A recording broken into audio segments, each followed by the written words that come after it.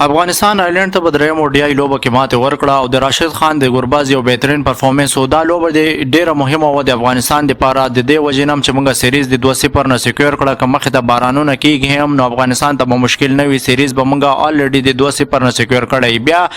د ورلد کپ سینریو د لحاظ نه چې موږ وګورو څه مشکل افغانستان ته د کوالیفیکیشن سینریو جوړیده 2022 نړیوال جام د پاره نو هغه مشکل هم د افغانستان د لوبډلې حل شو که زه د غلطۍ خبر وکم د افغانستان بیټینګ لاین اپ کې غلطي و هم په بولینګ کې غلطي وکړه بولینګ کې زه خبر وکم په 128 باندې دا غومګه اتلو بغاړي اوټ کړي خو بیا د نه هم وکټ پارټنرشپ کله چې د غزنفر او د راشد خان اوري ختم شوی آلته آیرلند د نه هم وکټ نه د اویا رنزونو پارټنرشپ وکړو دا یو غټ مشکل د افغانستان په فاز بولینګ لاین اپ کې دا نو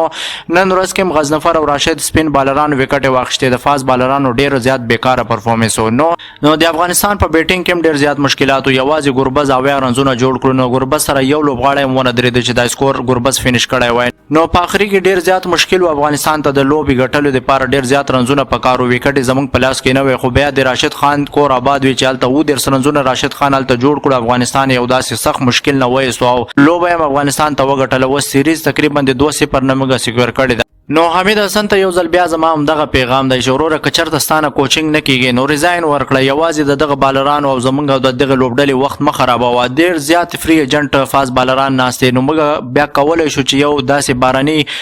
فاست بالینګ کوچینګ موږ هایر کړو او هغه د افغانستان په فاست بالرانو باندې کار وکړي ځکه چې حمید حسن په انډر کوچینګ کې ټول فاست بالران د افغانستان هم خراب شو هم د لوبډلې نه ورکیږي نو دغه یو پیغام دی اخري کې د حمید حسن تاسو سره په کمنټ سیکشن کې را سره شیر کړئ